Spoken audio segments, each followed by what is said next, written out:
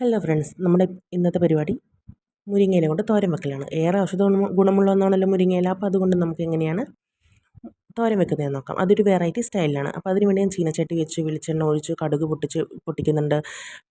കടുക് പൊട്ടുമ്പോൾ മേത്ത് തെറിക്കാതിരിക്കാൻ വേണ്ടി മൂടി വെച്ചതാട്ടോ, വേറെ ഒന്നും വിചാരിക്കേണ്ട. ശേഷം ഞാൻ മുരിങ്ങയില 4-5 ചെറിയുള്ളി ചതച്ചത്, എരിവിന് ആവശ്യത്തിനുള്ള പച്ചമുളക്, ഉപ്പ്, മഞ്ഞൾ എല്ലാം കൂടി ഒരുമിച്ചിട്ട് നല്ലോണം വഴറ്റിയെടുക്കാൻ ചെയ്യുന്നതിനകത്ത് വെള്ളം ഒഴിക്കേണ്ട. കാരണം മുരിങ്ങയില പെട്ടെന്ന് വഴണ്ട് കിട്ടുമല്ലോ, നമുക്ക് വെന്ത് കിട്ടുമല്ലോ.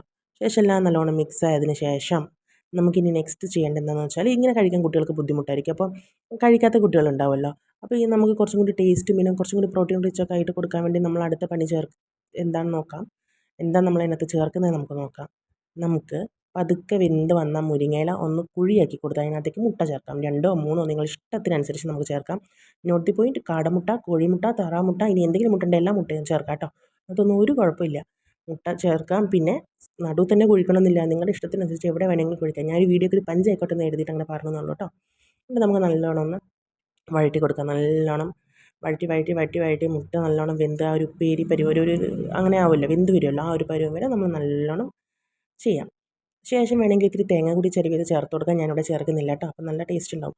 പിന്നെ എല്ലാവരും എൻ്റെ ചാനലിൽ വന്ന് ലൈക്ക് ചെയ്യാനും കമൻറ്റ് ചെയ്യാനും സബ്സ്ക്രൈബ് ചെയ്യാനും മറക്കരുത്. അപ്പോൾ നിങ്ങളുടെ അഭിപ്രായങ്ങൾ വന്നിട്ട് കമൻറ്റ് ചെയ്യാൻ മറക്കല്ലേ. എൻ്റെ ഒരുപാട് വീഡിയോസ് ഉണ്ട്, എല്ലാ വീഡിയോസും പോയി കണ്ടിട്ട് അഭിപ്രായം പറയാൻ മറക്കരുത്. കൂട്ടുകൂടാനും മറക്കരുത്. അപ്പോൾ ബൈ ബൈ, സീ യു.